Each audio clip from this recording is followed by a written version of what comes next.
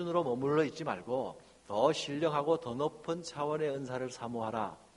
앞에서 12장 전체에서 진술하였던 것에 대한 정리이고, 그리고 내가 더 좋은 길을 너희에게 보이리라 말하면서 13장의 이야기를 이어가고 있습니다.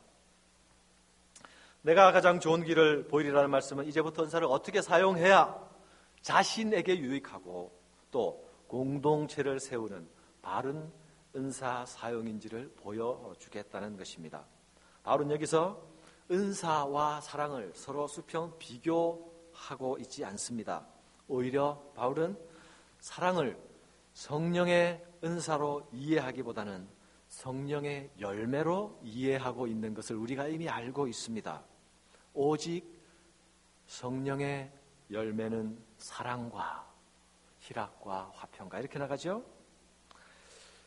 우리들 각자에게 주어진 모든 은사는 각양 다를 수 있습니다. 은사는 위로 하늘로부터 우리에게 선택적으로 주어지는 것입니다. 그러나 열매는, 성령의 열매는 선택적으로 열리는 것이 아닙니다. 은사는 위로부터 주어지는 선물이지만 성령의 열매는 우리가 맺어야 하는 것입니다.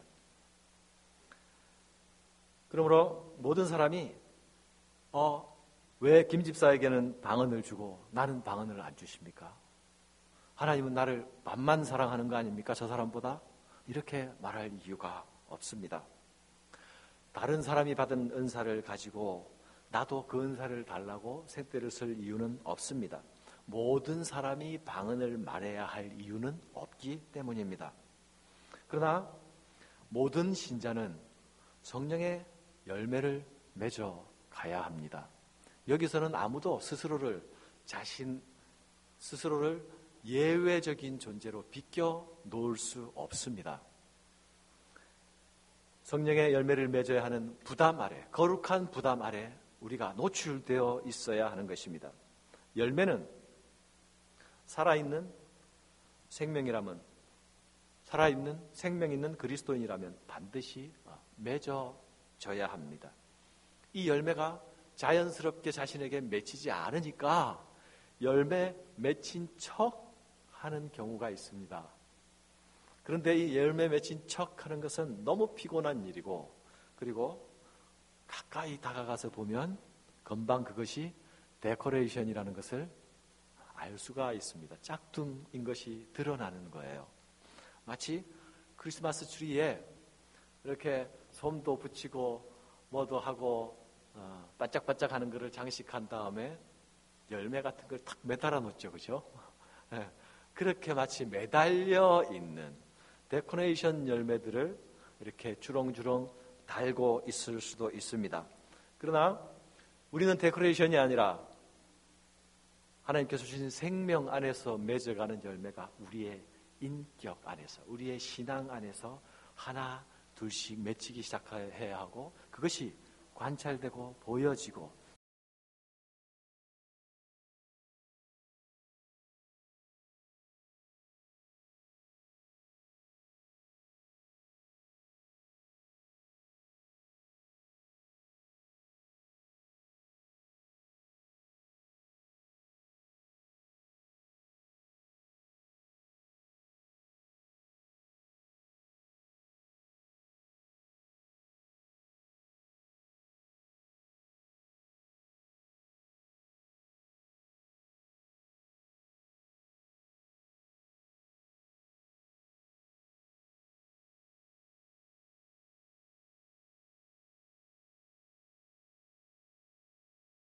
영성의 표식은 1차적으로 은사가 아니라 열매입니다. 바울은 여기서 사랑의 우월성을 말하려고 하지 않습니다. 그렇게 함으로써 은사를 추구하는 것을 위축시키려는 것도 아닙니다. 또한 사랑을 추구하는 것으로서 은사를 추구하는 것을 대체시키려는 의도를 가지고 있지도 않습니다. 그렇게 되면 더 큰 은사를 사모하라는 말이 아무 의미도 없게 될 것이기 때문입니다. 바울은 여기서 은사를 사용하는 두 가지 다른 방식을 말하고 있습니다. 은사를 사용하는 두 가지 다른 방식. 그 두 가지 방식이 무엇입니까? 이기적인 방식으로 은사를 사용하는 것과 사랑의 방식으로 은사를 사용하는 것, 이 두 가지 길입니다. 다른 말로 하면 은사를 야망의 도구로 사용하는 것과 다른 하나는 사랑의 도구로 은사를 사용하는 것입니다. 1절에서 3절은 수사학적으로 이것을 아주 절묘하게 나타내 보여주고 있습니다. 어떻게 해요? 내가 아무것도 아니요 내게 아무 유익이 없느니라. 계속 반복되고 있죠. 아무것도 아니다. 내가 아무것도 아니다. 내게 아무 유익도 아니다. 어떻게 하면? 사랑이 없으면. 어떻게 하더라도 천사의 말을 할지라도 자기 몸을 불사를지라도 아무것도 아니고 아무 유익도 없다고 말씀합니다. 4절에서 7절까지는 은사를 사용하는 더 바른 길에 대해서 소개해주고 있습니다. 그것은 무엇입니까? 사랑은 오래 참고 사랑은 온유하며 라고 말하는 우리가 잘 아는 부분들입니다. 은사를 사용하는 제일 좋은 길은 사랑입니다. 사랑으로 은사를 사용하는 것이 제일 좋은 길이란 말입니다. 그러면 더 큰 은사는 무엇입니까? 자신의 유익뿐만이 아니라 공동체 전체를 유익하게 하는 은사를 더 큰 은사라고 말할 수 있습니다. 은사는 종류가 다양하게 있지만 예수 믿는 개인의 유익을 위해서 주어지는 은사가 있는가 하면 공동체를 세우는 데 더 중점이 있는 은사들이 있습니다. 그런데 여기서 더 큰 은사라는 것은 자기 개인의 유익보다 공동체를 세우는 그 은사를 그것을 더 크다고 말하고 그것을 사모하라고 이야기하는 것입니다. 자기의 유익보다 공동체 전체를 유익하게 하는 그 은사를 사모하기 위해서는 내 안에 에너지의 초점이 어디에 가 있어야 됩니까? 내 자신에게 가 있어야 됩니까? 공동체 전체에 가 있어야 됩니까? 우리의 시선이 내 자신에 머물러 있는 한 결코 우리는 신령한 것마저도 내 자신을 위하여서 사용하려고 하고 내 필요와 내 관심에 먼저 그것을 적용하려고 하는 것이 우리의 본성입니다. 개인의 유익보다 개인의 관심보다 공동체의 유익을 앞세우고 그리고 그러려고 하는 자세를 가지고 우리가 은사를 사모해야 합니다.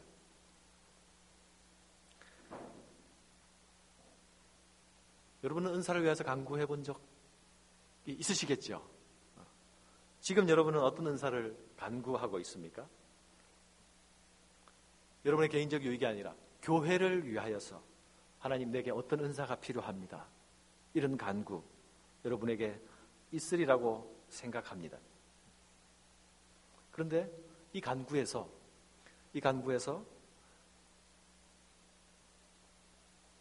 우리 장로님들이 네 분이 지금 다 앉아 계시네요.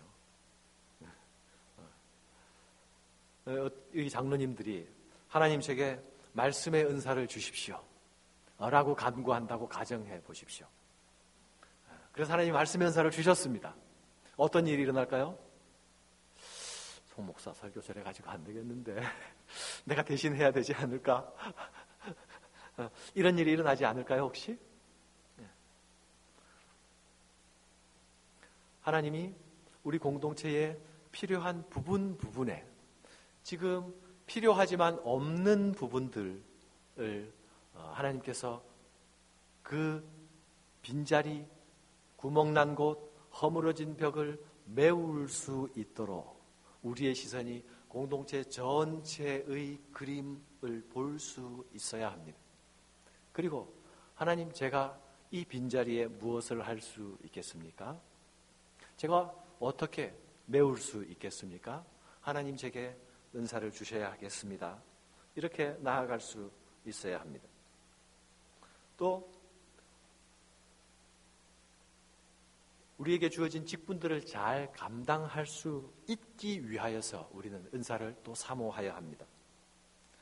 먼저 교회를 다스리고 섬기는 일에 세워진 직분자들, 장로님들 같으면 하나님 공동체를 잘 이끌어갈 수 있는 리더십을 주십시오. 이들을 잘 다스릴 수 있는 은사를 주십시오. 그 은사를 가지고 잘 섬길 수 있게 해주십시오. 이 간구가 있어야만 합니다. 바울은 고린도 교회에서 더 큰 은사를 가지고 다투는 상황 속에서 지금 이 편지를 쓰고 있습니다. 교인들은 네 은사가 낫다, 내 은사가 낫다, 이렇게 다투고 있는 상황에 이 말을 하고 있단 말입니다. 고린도 교회는 그야말로 은사의 홍수 가운데 있었습니다. 각양의 은사들이 있었지만 특히 방언의 은사들을 제일 많이 받은 듯합니다. 일반적으로 제일 많이 받은 은사가 방언의 은사였던 것 같습니다. 그리고 그것을 가지고 누가 누구의 은사가 큰지 기재기를 하기 시작했어요. 네 방언보다 내 방언이 낫지. 너는 통변 못 받았지. 나는 통변도 받았지. 이런 식의. 고린도 교회는 각자가 받은 은사들 때문에 문제가 생겨버린 교회였습니다.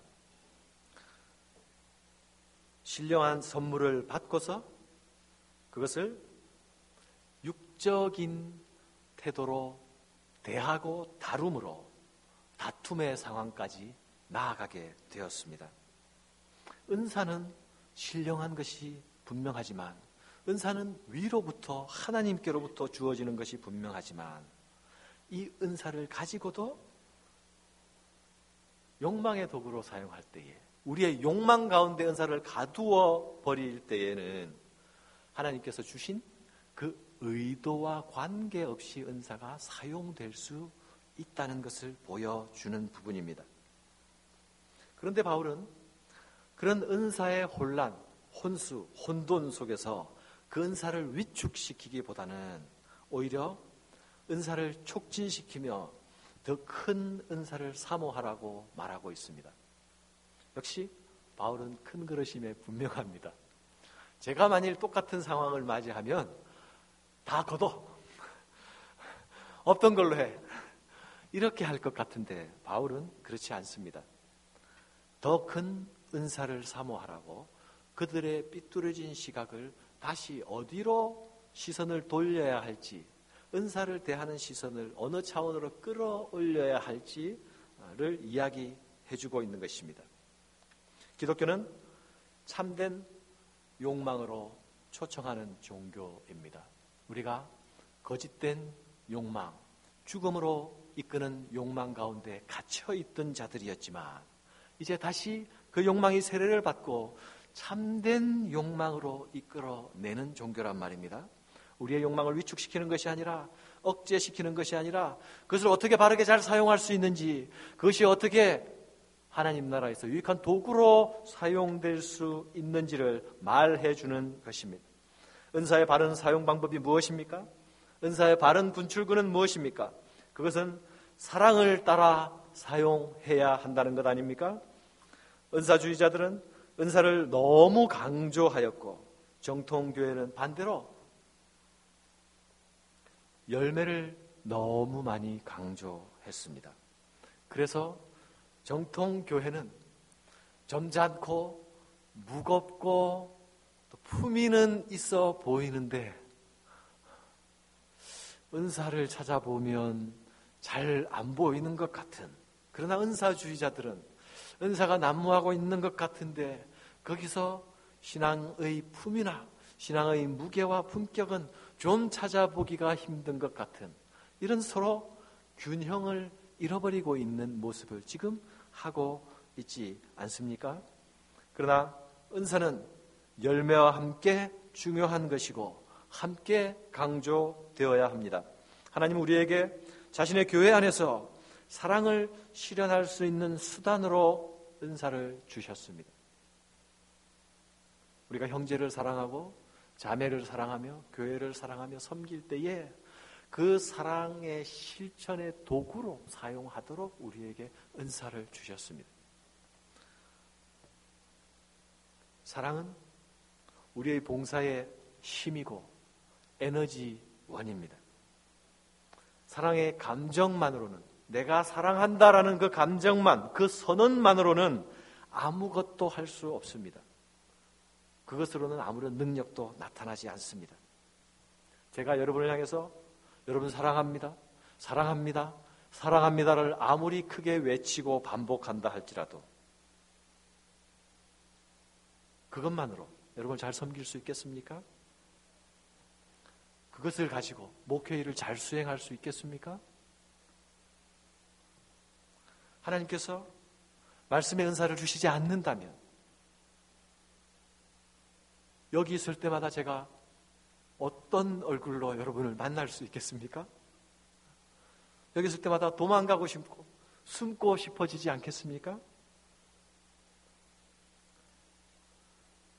세움받은 사람들이 세움받은 자리에서 은사를 통하여 적절히 섬길 수 있도록 세우신 자들이 함께 기도해야 합니다. 하나님, 그 은사를 허락하여 주십시오. 교회를 위하여 그리하여 주시고 하나님의 이름을 위하여 그리하여 주십시오. 때로는 세운 자들이 좀 밉더라도, 송목사가 좀 밉게 보이더라도, 때로는 장로님들이 좀 밉게 보이더라도 하나님, 세우신 자들에게 세우신 그 일대로 일을 수행할 수 있기 위하여서 하늘의 은사를 주십시오. 이렇게 함께 간구해야 합니다. 간구는 모두의 몫입니다. 이것이 교회에 속한, 교회의 일원으로 있는 우리의 일입니다.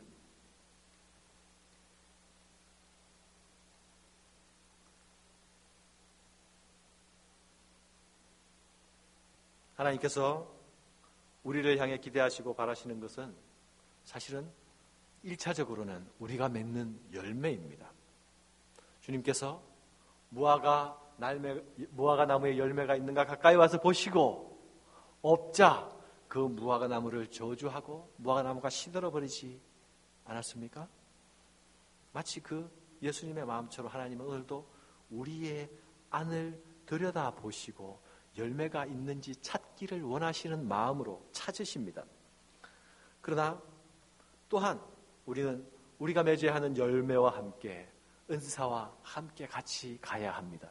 우리가 믿음 안에서 하나님께 자라나는 그 열매를 맺는 일과 함께 우리가 우리 안에 하나님께서 주신 그 사랑으로 형제를 사랑하고 교인을 사랑하고 교회를 사랑하는 것을 실천할 수 있도록 우리에게 주실 은사를 사모하고 구해야 합니다.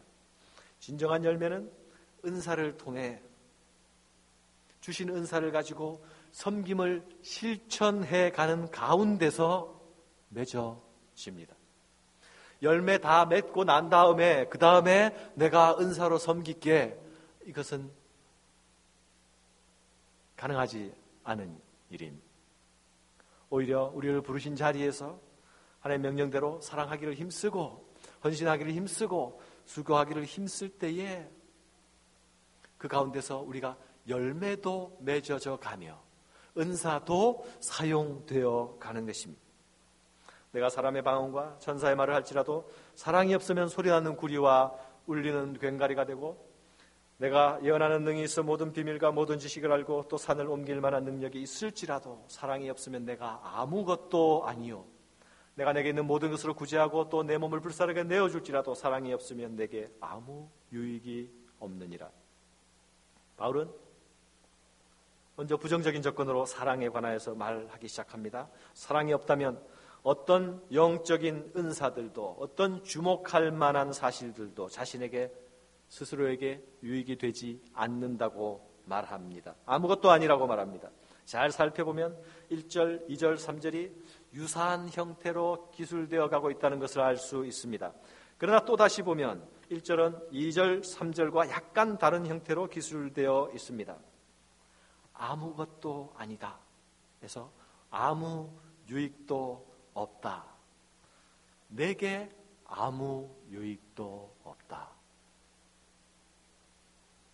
바울은 여기서 혁명적인 사랑에 대한 진술을 하고 있습니다. 이전까지 사랑이라고 생각해 오던 것을 이전까지 사랑이라고 생각해 오던 것의 무익함을 말하고 진정한 사랑의 가치와 실천의 방법을 말하고 있습니다. 오늘날 교회는 사랑에 대해서 많이 말합니다. 그리고 사랑을 아주 중요하게 생각합니다. 그래서 어떤 이들은 이 교회는 사랑이 있다 없다, 이곳에는 사랑이 있다 없다, 사랑의 부재에 대해서도 말합니다. 예, 그렇습니다. 사랑은 중요합니다. 그리고 사랑은 언제나 있어야 하는 것입니다. 누가 그것을 부정할 수 있겠습니까? 그러나 사랑의 중요성을 말하거나 사랑이 없는 것에 대하여서 말하기 전에 사랑이 무엇인가? 정말 사랑이 무엇인가? 성경이 사랑을 무엇이라고 말하고 있는가에 대한 바른 이해가 먼저 되어야 되는 것 아닐까요? 무엇이 사랑인지에 대해 성경적인 이해가 필요합니다. 사랑이 무엇인지 알아야 사랑을 할 수 있지 않겠습니까? 교회 안에서 사랑만큼 많이 오해되고 있는 것은 없습니다. 사랑의 이름으로 서로 아프게 합니다. 사랑의 이름으로 서로를 자유케 하는 것이 아니라 서로를 불편하게 만들고 서로를 구속합니다. 사랑의 이름으로 상대방을 압제합니다. 심지어는 사랑의 이름으로 서로 싸웁니다. 우리가 알고 있는 사랑은, 우리가 하고 있는 사랑은 어쩌면 다시 세례를 받아야 할지도 모르겠습니다.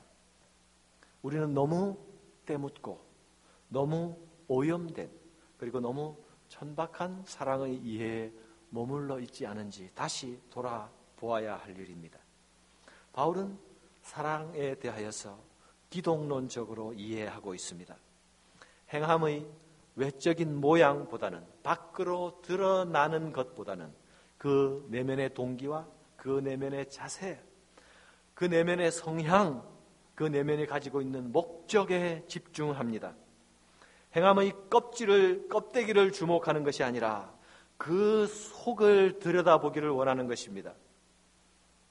무슨 동기로, 어떤 에너지로 출발했는지, 욕망으로부터 출발했는지, 사랑으로부터 출발했는지. 그리고 누가 어떤 훌륭한 일을 할 때에 어떤 자세와 어떤 성품을 가지고 나타내느냐 하는 것이 더 결정적인 요인이다라는 겁니다. 우리는 어떤 일을 할 때 나타난 결과, 이룬 성취도를 가지고 판단을 합니다.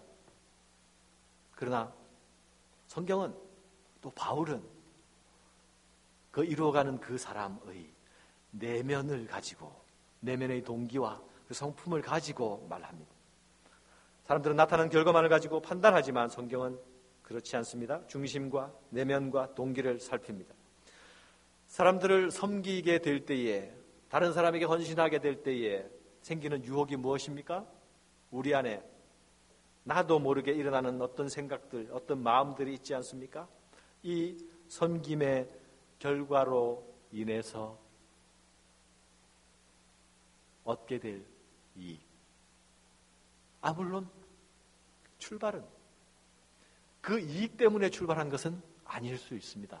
순전히 출발했는데, 출발해서 섬기고 봉사하다가 보니까 이 섬김과 봉사의 결과로 맺어지는 결과를 예측하고 이 결과가 내게서 일어나면 나는 어떤 유익이 있을 수 있겠다. 그런 마음 여러분 느껴본 적 없습니까? 여러분은 없을 수 있습니다. 저는 있었습니다. 제가 양산에서 외국인들을 섬기게 될 때에 보통 문제를 가지고 오는 사람들이 대부분 낯선 사람들이 많았습니다.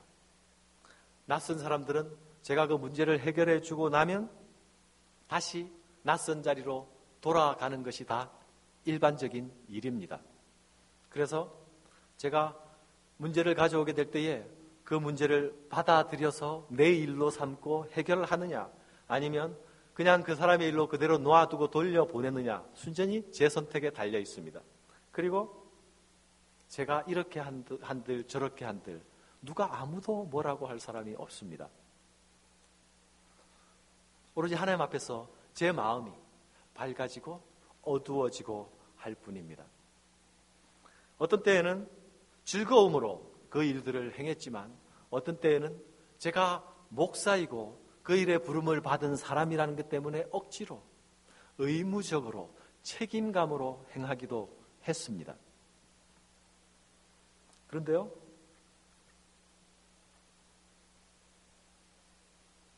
그 사람들이 문제를 가져올 때에 자기들로서는 도저히 풀 수 없어서 멀리서도 그 문제를 가지고 달려오는 것이거든요.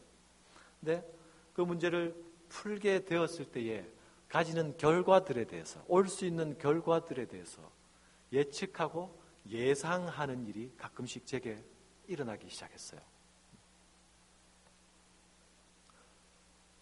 동기는 그렇지 않았지만 분명하게 순수한 마음으로 출발한 것 같은데 순수한 마음으로 출발해서 행해가는 과정에 자꾸 육신의 생각들이 들어오기 시작하는 것입니다. 제가 그 마음을, 올라오는 생각을 허락하든 그것과 대항하든 밖에서는 아무도 알 수가 없습니다. 겉으로는 일은 계속 진행되어 가고 있고 일은 해결되어 가고 있기 때문에. 그러나 하나님은 어떻게 보셨을까요? 제가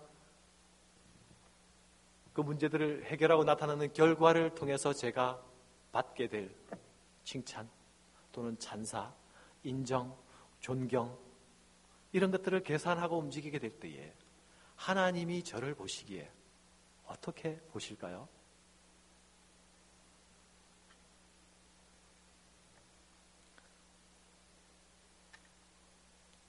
우리는 모두 동일한 인생들이기 때문에 우리 마음 안에 일어나는 이런 움직임들에 대해서 아무도 자유롭지 못하다고 생각합니다. 그러므로 바울이 이야기하는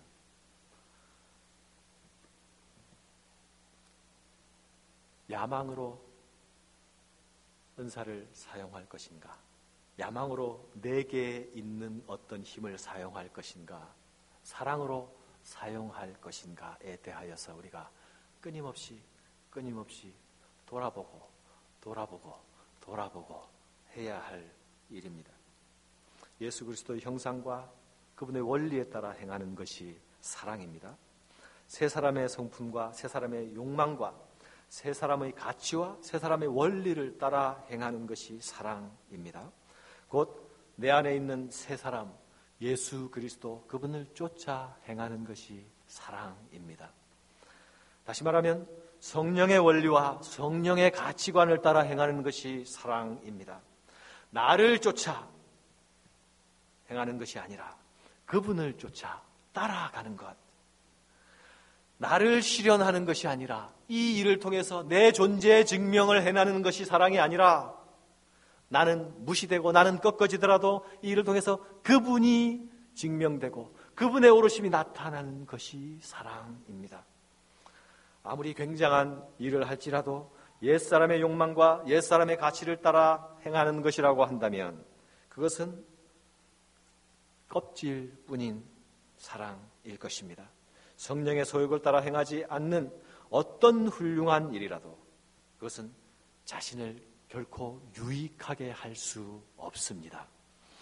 이제 바울은 사랑에 대한 긍정적인 접근을 시작합니다. 4절로부터 7절까지 사랑은 오래 참고 사랑은 온유하며, 그러나 이것은 사랑에 대해서 모든 것을 말하고 있는 것이 아닙니다. 그러니까 사랑에 대한 모든 정의를 나열하고 있는 것이 아니란 말입니다. 오히려 바울은 여기서 우리가 사랑을 따라 행하는가 육신을 따라 행하는가를 구분할 수 있는 어떤 특성들을 이야기하고 있는 것입니다. 어떤 특성이요? 네가 사랑하고 있다면, 사랑으로 그 일을 하고 있다면 거기에는 오래 참음이 있다. 네가 옳은 일을 주장했는데 사람들이 받아들이지 않았다고 분냄으로 반응하는 것이 아니라 네가 사랑으로 시작했다면, 사랑으로 지금 해가고 있다면 거기에는 오래 참음이 있다. 네가 사랑으로 지금 헌신하고 있다면 그 안에는 온유함이 나타나게 되어 있다. 육적인 열심으로 일하는 자들은 오래 참음이 아니라 그 안에 조급함이 나타납니다. 이 조급함은 사람을 어지럽게 만들고 흔들게 만들고 분노로 이어지게 만듭니다. 반면에 하나님의 이끌림에 의하여서, 하나님의 인도에 의해서 따라가는 어떤 특성은 오래 참으시는 그 인내의 하나님의 특성이 그의 순종 가운데 나타나게 되어 있는 것입니다. 그 에너지가 위로부터 온 것인가, 나에게부터 나온 것인가, 이것이 오래 참음이 그 안에 있느냐, 온유가 거기 있느냐 없느냐를 가지고 분별할 수 있다는 것입니다. 성령의 사람들은, 그리스도 안에서 세례받은 사랑을 행하는 자들은 오래 참음으로 사랑하게 됩니다. 한번 사랑하고 마는 것이 아니라 계속 의지를 가지고 사랑합니다. 단 한 번 사랑하고 그 결과를 기대하려고 하지 않습니다. 사랑하고 또 사랑하고 사랑하고 또 사랑하고. 왜입니까? 하나님께서 그리 하라고 하셨으니 그리 하는 것입니다. 내 감정과 내 안에서의 근원으로 나타나는 사랑은 한번 사랑해보고 반응이 없으면 돌아서는 것입니다. 감정으로 시작되는 사랑은 한번 사랑해보고 반응이 없으면 접어버리는 것입니다. 그러나 하늘의 명령에 의하여서, 예수 그리스도의 강권에 의하여서, 그분의 사랑에 의해서 시작하는 사랑은 사랑하고 또 하고, 참고 또 참고, 그렇게 나아갑니다. 그런데 우리는 그 사랑을 하기보다는 우리의 기도의 중심에, 하나님, 이런 능력이 제게 필요합니다. 저런 능력도 필요합니다. 이런 능력을 주십시오. 저런 능력을 주십시오. 라고 많이 하지 않습니까? 그 이유가 무엇입니까? 여러분들이 사도행전을 읽으면서 사도들이 행하는 기사와 이적과 능력을 보면서 하나님이 나에게도, 우리에게도 이런 것을 주시면 얼마나 좋을까라고 생각해 본 적이 없습니까? 그리고 그렇게 생각하게 될 때에 그 생각의 이면에 무엇이 자리하고 있었습니까? 하나님께서 내게 기사와 이적을 허락하신다면 내가 예수를 말할 때마다, 복음을 전할 때마다 한 방에 사람들이 팍팍 돌아서고 한 방에 복음 선포의 결과들이 나타나기를 기대하지 않습니까? 여러분들이 어떤 사람을 긍휼히 여겨서 그에게 복음을 전하려고 하고 기회를 틈타고 또 기회가 있는 대로 이렇게도 말하고 저렇게도 말하고 교회 와볼 것을 권유하고 성경 읽을 것을 권유하는데 그래도 이래 뺀질 저리 뺀질 이리 빼고 저리 빼고 하는 사람들을 여러분 경험했죠? 그때에 내게도 이런 기사와 능력이 있다면, 내 말에 하나님께 권위를 주셔서 내가 이 사람에게 한마디를 할 때 이 사람이 옴짝달싹도 할 수 없는 그런 지경에 갈 수 있는 그 능력을 하나님이 내게 주시면 하는 마음이 생기지 않습니까? 왜 그 마음이 생깁니까? 오래 참지 못하기 때문이 아닙니까? 사랑하고 또 사랑하는 그 일로부터 피하고 싶어서는 아닙니까? 한 방에 이루어서 하나님 그분이 아니라 나를 만족시키려는 것은 혹시 아닙니까? 사도행전을 보면 사도행전 2장에 베드로가 한번 설교하면 3,000명이 돌아오고 또 그 다음에 설교하면 5,000명이 돌아오고 하는, 거기는 우리의 마음이 확 끌림을 당하는데 몇 장 뒤에 가면 스데반이 돌에 맞아 죽는 장면을 보면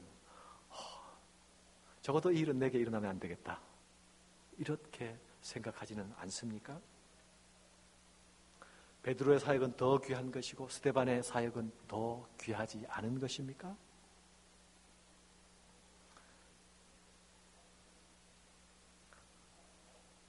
제가 믿기로는 적어도 하나님 앞에서 이 베드로의 사역과 스데반의 사역은 서로 경중을 가릴 수 없을 정도로 모두 귀한 것이리라 믿습니다. 하나님이 우리의 부르신 자리에서, 우리를 부르신 상황에서 하나님 지금 내게 요구하는 것이 무엇인지, 돌 맞아 죽는 그 죽음의 자리를 내게 요구하시는지, 아니면 사람들을 돌이키고 말을 한마디 할 때마다 기사와 이적과 함께 능력이 선포되는 그 자리에 나를 사용하기를 원하시는지, 그것을 내가 선택하지 말고 그것은 하나님이 정하실 일이고, 우리는 우리를 던져놓으신 이 자리에서 하나님, 제가 할 역할이 무엇입니까? 물어야 하고 순종해야 될 일 아닙니까? 하나님의 일을 하는데 반드시 오래 참음이 필요합니다. 인내가 필요합니다. 하나님의 때를 기다리는 데에도 인내가 필요합니다. 여러분, 제가 이렇게 말하지만 사실 목사가 이런 유혹에 제일 많이 빠집니다. 목사가 할 일이 뭡니까? 사람들을 변화시키고 또 생명 가운데로 인도해내야 하는 일이 목사의 일 아닙니까? 그렇죠? 그런데 때로는 목사가 이런 기도를 합니다. 하나님, 왜 제게 아무 힘도 없는 이 말만 제게 주셨습니까? 기사와 능력은 함께 주시지 않고요. 사람들이 제가 아무리 겸손하게, 아무리 온유하게, 아무리 참으면서 말해도 사람들은 돌이키지 않습니다. 자기의 성 앞에서 견고한 요새를 갖추고 무장해제를 하지 않습니다. 하나님, 왜 제게 말만 주셨습니까? 이렇게 기도할 때가 있습니다. 하나님, 제게 불도 주십시오. 제가 말을 한마디 할 때마다 하늘에서 불이 내려와.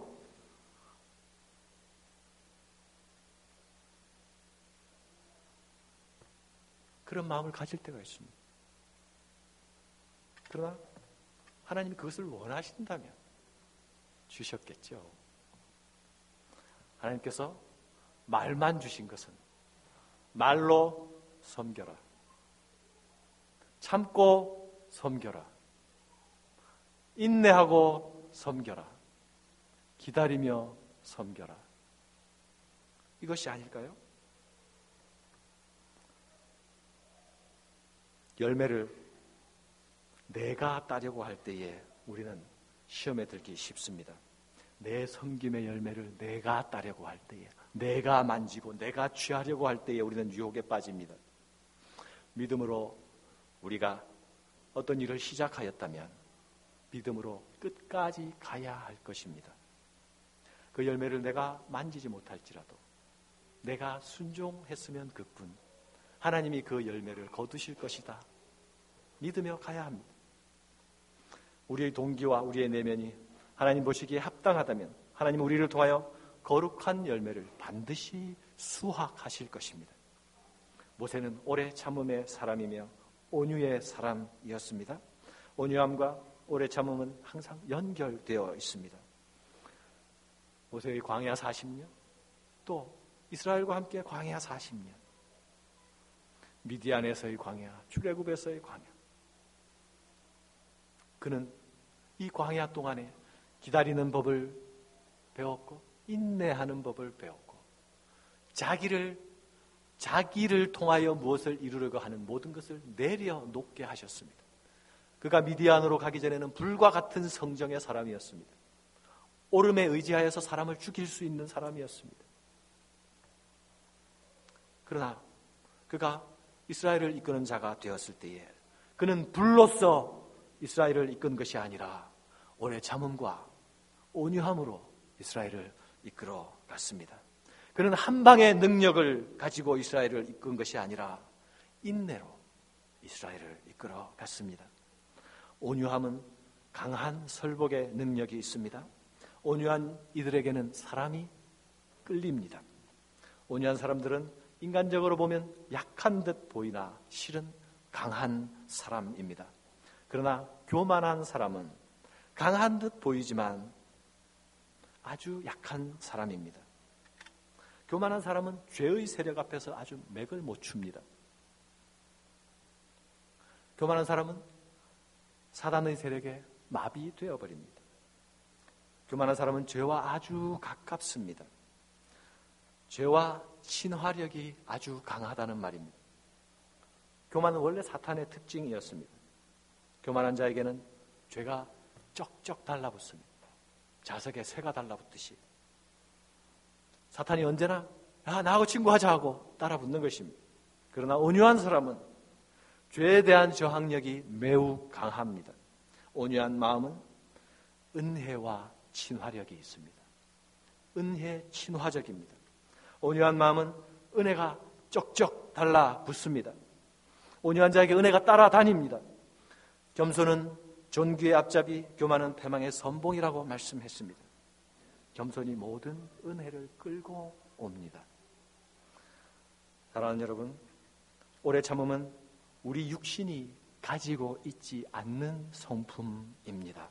그러기에 더더욱 오래 참음의 사랑으로 우리의 사랑이 진정한 하늘표 사랑이라는 것을, 하늘로부터 온 사랑이라는 것을 확인하고 나타내어야 하는 것입니다. 한 번 참고 사랑하고, 두 번 참고 또 사랑하고, 세 번 참고 또 사랑함으로 내가 하고 있는 이 사랑이 내 안에서 나온 것이 아니라 위로 하늘로부터 부어지고 명하시는 명에 의해서 하는 사랑이라는 것을 나타내야 하는 것입니다. 사랑은 투기하지 아니하며 육신을 따라 봉사하는 이의 특징은 투기입니다. 우리의 육신은 서로 헛된 영광을 추구합니다. 야망이 클수록 투기심이 많습니다. 세상을 이끄는 동력은 어쩌면 이 투기하는 질투의 힘입니다. 그런 영화 제목도 있었죠. 질투는 나의 힘. 성공한 영화는 아니었던 것 같은데. 경쟁의식과 라이벌의식, 비교의식, 이런 것의 힘으로 세상은 굴러가고 있지 않습니까? 거의 모든 회사들이 옆에 앉은 직원들과 서로 경쟁하게 함으로 인센티브제라는 것을 도입해가지고 경쟁하게 함으로 성취, 더 높은 성취로 다가가게 하지 않습니까? 그런 사회 속에서 우리는 다른 사람이 잘 되는 것을 바라긴 하지만 나보다는 조금 못돼야 마음이 편합니다. 그렇지 않습니까? 여러분은 안 그러실 것입니다. 비교 의식 때문에 다른 사람과 비교하여서 나는 질투 때문에 여러분 뼈가 사가져 가는 경험이 있습니까? 저는 한 20년 전쯤에 한 18년, 9년 된 것 같습니다. 90년대 초반 탄포리에서 말씀 집회를 하는데 모 전도사라는 분이 와서 집회 인도를 했습니다. 김서택 현재 목사님이시죠. 그분이 말씀을 전하는데 첫 번째는 그 강력한 말씀에 놀랐고, 두 번째는 그 사람 타이틀이 나와 똑같은 전도사라는 데 놀랐습니다. 그 사람의 메시지가 아주 강력한 것만큼 제가 너무 작게 보였습니다. 집회 3박 4일 집회였던 것 같은데 집회 기간 동안 깊은 은혜에 들어갔는데 그 이후로 3박 4일이 아니라 한 3, 4주 동안 밥맛이 없었습니다. 왜였을까요? 하나님, 나는 왜? 하는 마음이 제 안에 생긴 거예요. 하나님, 저분에는 저렇게 말씀 연사를 주시고 하나님, 나는 왜? 그 나는 왜라는 질문을 가지니까 밥맛이 없어요. 잠도 안 옵니다.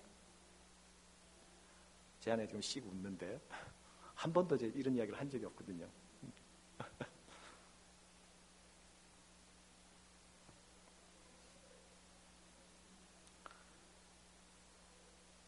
결국 제가 잘못된 질문을 가졌다는 깨달음에 이르게 되고 저는 자유할 수 있었습니다. 우리는 이 질투의 감정에 빠질 때에 스스로 주체할 수 없는 강력한 부정적 에너지 속으로 휘말려 들어갑니다. 시기는 우리의 모든 것을 삼켜버립니다. 우리의 합리적인 사고도 삼켜버리고요, 우리의 가장 기본적인 상식마저도 모두 삼켜버립니다. 그리고 질투의 화신이 되게 만듭니다. 볼프강 아마데우스 모차르트에서 맨 마지막 장면에 살리에르가 나타내는 그 표정, 질투의 화신이 나타낼 수 있는 한 영상을 강력하게 표현해주는 것이라 생각됩니다. 질투와 시기에서 자유해야 하나님의 은혜 가운데서 풍성해질 수가 있습니다. 우리가 질투하고 시기하는 것은 하나님의 영광보다 자기 영광을 더 사랑하기 때문입니다. 제가 하나님 저는 왜? 라고 했던 것이 하나님의 영광을 위해서 가진 질문이었을까요? 아니요. 아니었기 때문에 밥맛이었고 잠이 안 왔던 겁니다. 우리는 자주 우리의 내면을 들여다보지 못하므로 내가 잘못된 출발을 하고 있어서 가지게 되는 고통 마저도 하나님께 하나님 왜? 하는 것입니다. 우리는 나의 영광보다 하나님의 영광을 더 사랑해야 합니다. 참 성공한 사람은 자기만 성공하는 사람이 아니라 다른 모든 사람을 성공시키는 사람이어야 합니다. 자기만 스타가 되는 사람이 아니라 스타 메이커가 될 수 있는 사람이어야 합니다. 공동체에 속한 모든 사람을 내 친구로 삼고 친구의 기쁨이 나의 기쁨이며 또 형제 자매의 기쁨이 내 기쁨이 되어야 합니다. 다른 사람이 잘 되고 성공되는 것이 나의 일처럼 기쁘고 발짝발짝 뛸 일이 되어야 하고 다른 사람의 실패와 아픔이 내 고통처럼 다가올 수 있어야 합니다. 시기는 사람의 뼈를 썩게 합니다. 사람의 인격도 시들게 합니다. 질투는 공동체의 결속을 와해시켜 버립니다. 정리하며 말씀을 맺겠습니다. 오늘 본문 4절에서 7절은 육신을 따라 봉사하는 그리스도인에게 가장 결여된 사랑의 특성을 밝혀 보여주고 있습니다. 사랑이 결여되면 어떻게 됩니까? 오래 참지 못합니다. 온유하지도 못합니다. 자랑하기만 합니다. 교만하기만 합니다. 무례히 행합니다. 성냅니다. 악한 것을 생각합니다. 그러나 1절에서 3절에서 야망의 특성을 쫓는 삶의 어리석은 결과가 무엇인지를 또한 밝혀줍니다.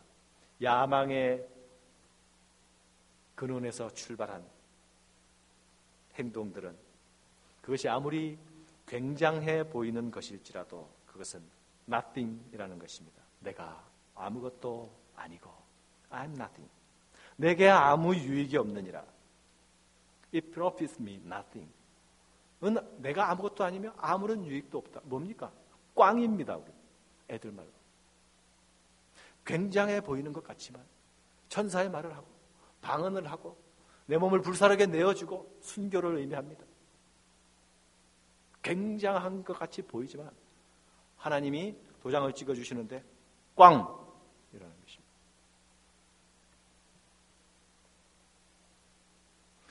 내가 무언가가 되어야 하고 하나님 앞에서 내가 무언가 해야 할 텐데 사랑이 없으면 아무것도 아니라 할 수도 없고 내가 숨쉬고 행하는 모든 것들이 내게 어떤 유익이 있어야 할 텐데 사랑이 그 안에 없으면 아무 유익이 없다라는 것이 성경의 선언입니다. 고린도전서 13장은 자기 부인의 사랑을 강조하고 있지만 그러나 다시 그 안에서 자기 사랑의 중요성을 담고 있습니다. 내게 아무 유익이 없느니라 라고 말하는 그 안에는 진정한 자기 존중과 진정한 자기 사랑에 대한 요청이 내재되어 있다는 것을 알 수 있습니다. 그렇게 하면 아무 유익이 없기 때문에 얘들아 유익한 길로 가거라. 유익한 길을 내가 보일게. 그렇게 하면 너는 꽝이야. 그러니까 꽝을 뽑지 말고 꽝 대신 뭡니까? 뽑기 할 때에 꽝 뽑지 말고 별 뽑아 별. 이렇게 하는 것이 이 말씀의 내용입니다. 그리스도 안에서 살리심을 받은 우리들은 아무것도 아닌 허망함에 이르기 위하여서 살리심을 받은 것이 결코 아닙니다. 우리를 부르시고 우리를 자기 몸으로 삼으시며 교회로 세우시는 그 영광스러운 부름 앞에서 사랑으로 이 부름의 의미를 실현해 나가고 성취해 나가는 우리 각각의 사람들, 우리 교회 성원 모두가 되기를 주님의 이름으로 축원합니다. 기도합니다.